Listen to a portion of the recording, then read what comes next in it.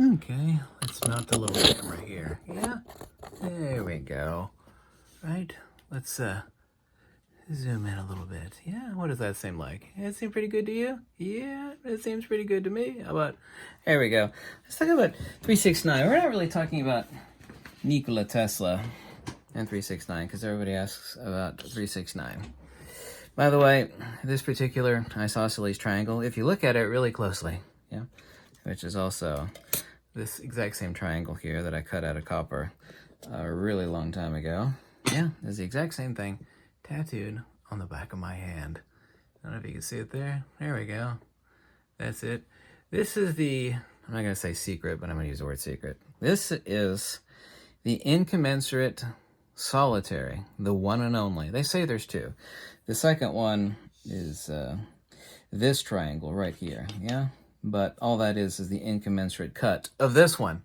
There's really only one. That's where the people that are into geometry get it wrong. So, well, there's two primary triangles of the Pythagoreans. There's this one, and then there was this one over here. No. This is just the secondary section after the incommensurate cut has been made of this, the primary triangle of the Pythagoreans, which is so incredibly important. Right over here, we have, sure I got this centered. There we go. We have the agathon, or the one. Okay, right down here we have Zoe, or life. We actually have everything. Yeah, we have everything.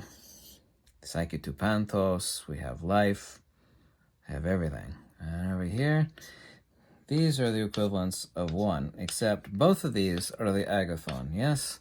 But collectively, both of these sides are the aoristos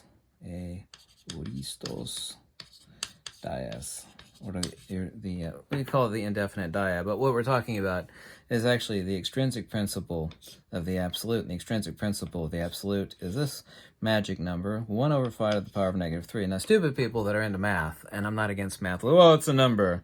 1 over 5 to the power of negative 3 is a number. It's 4.23606. Yeah, no, when you actually put something over top of something else, that's called an expression. That means something is actually happening. You could say the result of that expression is a number, i.e. phi cubed, and you'd be right, but you'd still be missing what we call the damn point. Okay, so this is not my opinion, okay? The guy translates ancient Greek and poured over countless texts of arcana. Yeah, I'm going to tell you a little bit of something, but I'm not going to go too deep, because if we go too deep, then people's eyes will cross. So right down here, we actually have phi, which is 1.618.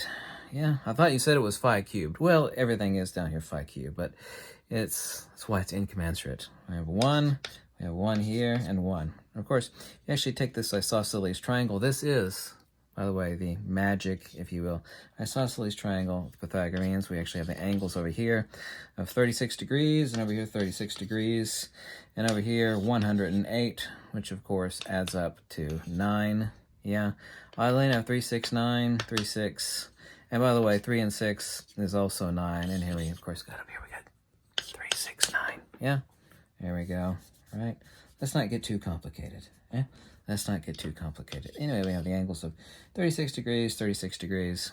Yeah, and here, these special numbers, 1 and 1, are collectively the aoristos dyas. But of course, right at the pinnacle here, we actually have 1. Now, if 1 sat by itself with its hands down its pants, watching TV, 1 would remain 1, right? It's kind of like a dead body. It doesn't move, just sits there, doesn't do anything, right? For manifestation, there has to be this neat little term called an attribute, kind of like light and illumination, water and wetness, right?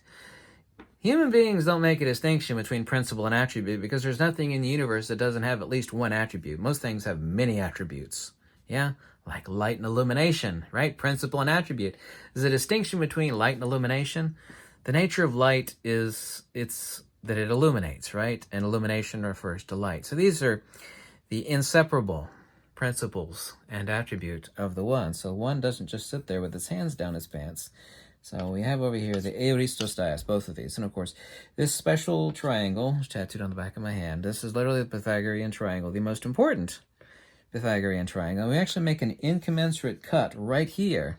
Why is it like this? Boy, that would take a long time to explain, but it's hyperlogical. You end up with a smaller triangle that's absolutely identical to the larger one. So we have 108, 36, and 36 again, which, interestingly enough, if you subdivide this at the incommensurate point or incommensurate cut, this is uneven, right? You end up with a ratio of 5 to 1. Yeah? But the whole thing itself is phi. This is a really important triangle. Very, very, very, very important. I want to show you why further still, and I could talk about this for hours in just a second. Let's go over to Plato's Republic 509D to 511. It instructs you to draw a line. There we go. And this is you divide it unevenly. There we go. There's an uneven division. And then you take each one of those sections and you divide it additionally so unevenly. Yeah, the whole thing, this whole line before you cut it, is 1. But when you cut it again, you end up with proportionalities of phi, 1, 1, and 1 over phi, which is 0.618, yada, yada, yada. But collectively now, the entire thing, phi, 1, 1, and 1 over phi is phi cubed. Yeah? All of this together before you divide it, yeah, before the division occurs, we actually have this magic expression, which is tattooed right here on the side of my hand, right here. 1 over 5, the power of -3.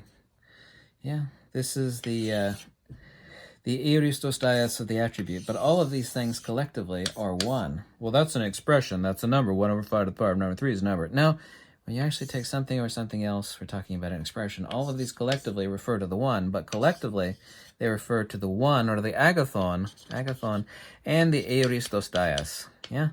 It's the agathon over top of the Aristostaios. But anyway, this is Plato's Republic 509D to 509D to 511. Yeah, let's take this out a little bit. Don't you love these old chalkboards? Aren't they so cool? Here we got the same triangle again. Let's do something here. Let's see if we could trace it out and see why this is the...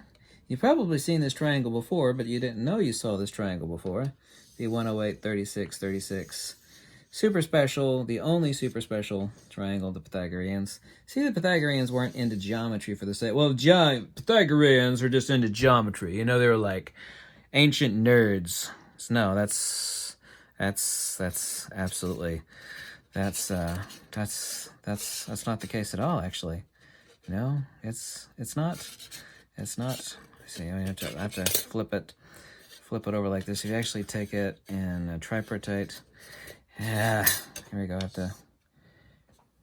Let me see. I always have a brain fart when I'm looking at, there we go. Pentagram. Sorry about this.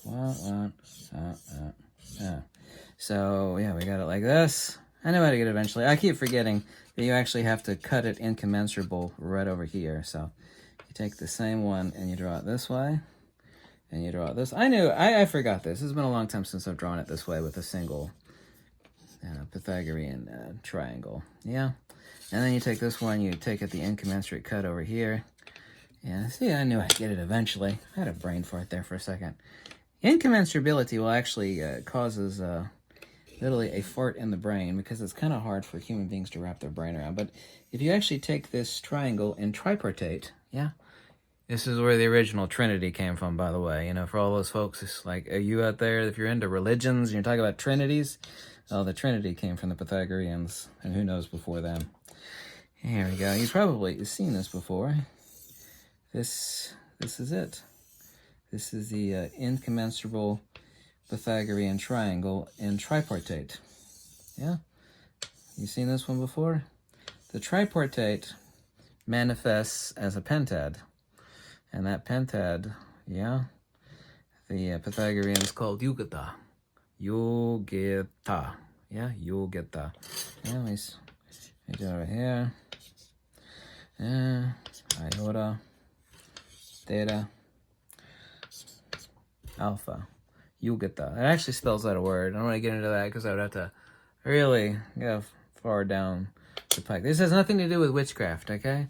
We're talking about Pythagorean monistic metaphysics and theurgic principles of monistic ontology. It has nothing to do with, you know, latter-day New Age crystal rubbing, you know, Wiccan New Ager kookadoodles, huh? Interested in kookadoodles, you know, wearing pentagrams around their neck, thinking, you know, witchcraft crap. Yeah, we're not talking about that sort of crap. I'm not interested in that kind of garbage. Even if you are, you know, more power to you, whatever. Float your boat, whatever tickles your pickle. Not interested in that. Never was, never will be. So, anyway. This is it right here. This is easier if I actually have this as a drawing form. Yeah.